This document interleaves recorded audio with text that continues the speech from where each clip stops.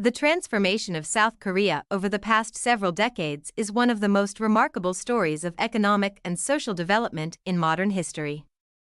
From a war-torn, impoverished nation in the 1950s to one of the most advanced economies and vibrant democracies in the world today, South Korea's evolution showcases the power of determination, innovation, and strategic leadership. Following the Korean War, 1950 to 1953, South Korea was left devastated. The war had decimated infrastructure, industry, and agricultural capacity, leaving much of the population in poverty. At the time, South Korea's economy was primarily agrarian, and the country received significant foreign aid, especially from the United States. In 1960, its per capita GDP was one of the lowest in the world. The political situation was equally unstable. After the war, South Korea struggled with authoritarian rule and internal unrest, culminating in a student revolution in 1960 that briefly ousted President Syngman Rhee. However, political turbulence continued, with General Park Chung-hee seizing power in a military coup in 1961. His authoritarian regime, which lasted until his assassination in 1979, marked a turning point for the country's economic transformation.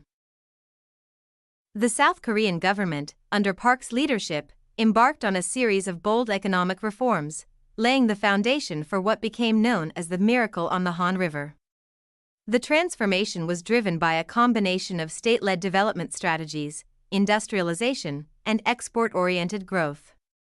One of the key policies implemented by the Park administration was the 5-year Economic Development Plan, first introduced in 1962. This plan focused on developing heavy industries, such as steel, shipbuilding, and petrochemicals, and fostering industrial conglomerates known as chaebols, such as Samsung, Hyundai, and LG, which would go on to become global giants. The government played a direct role in guiding the economy, providing financial incentives, subsidies, and loans to key industries, while emphasizing education and technological advancement. Foreign trade also became central to South Korea's growth. The government prioritized export-oriented industries, ensuring the country's integration into global markets. From textiles and footwear in the 1960s and 1970s to automobiles, electronics, and semiconductors in the 1980s and beyond, South Korea's exports boomed. By the 1990s, it had transformed into one of the largest economies in the world, leading to its membership in the Organization for Economic Cooperation and Development, OECD, in 1996. South Korea's political transformation is as significant as its economic rise. Park Chung-hee's regime, despite its economic success, was highly repressive. His assassination in 1979 led to another period of political instability.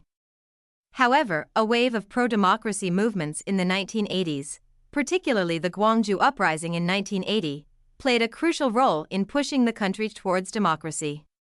By 1987, South Korea held its first democratic presidential election, marking the beginning of a new era of political freedom. Civil society flourished, and successive governments gradually expanded democratic rights and social freedoms, while tackling corruption and improving governance. South Korea's transition from authoritarianism to democracy remains one of the most successful examples of political reform in the world.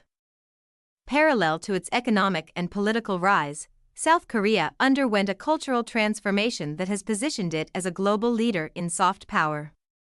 In the late 1990s and early 2000s, South Korean culture, music, television dramas, and films began to gain international popularity. This cultural export, known as the Korean Wave or Hallyu, has turned South Korea into a cultural powerhouse. K-pop, led by bands like BTS and Blackpink, has become a global sensation, while South Korean films, such as Parasite, which won the Academy Award for Best Picture in 2020, have garnered worldwide acclaim. The influence of Korean culture extends beyond entertainment. South Korea is also recognized for its advancements in technology, fashion, and beauty, particularly in the field of skincare and cosmetics. The global success of brands like Samsung and Hyundai, along with the cultural appeal of Korean media, has helped shape South Korea's image as a modern, innovative nation.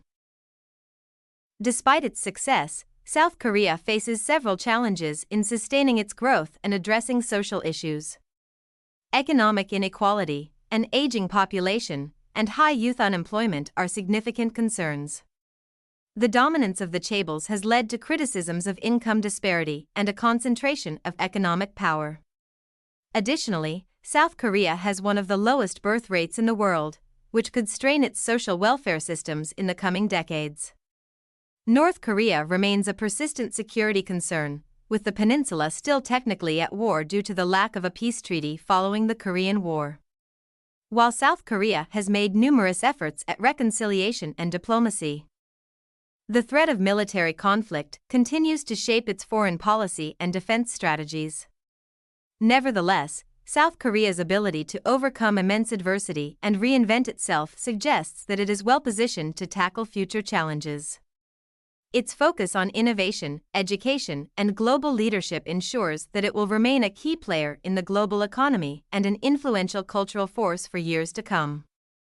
The transformation of South Korea from a war-torn, impoverished country into a global economic and cultural leader is a testament to its resilience and strategic vision. Through its focus on industrialization, education, democratic reform, and cultural exports, South Korea has become a symbol of success and inspiration for developing nations around the world.